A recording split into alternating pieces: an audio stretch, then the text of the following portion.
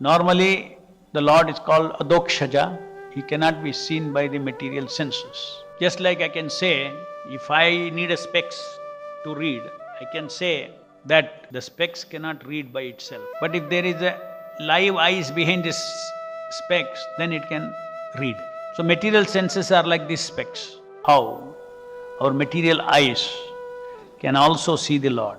If you have to see the transcendental form of the Lord, then we have to have spiritual eyes also. One cannot see with this material senses the Lord. But if one's inner eyes, the eyes of the spirit is purified, either purified or the Lord, for the sake of giving darshan, He awakens it for a small window of time, then you can see the form of the Lord, transcendental form of the Lord.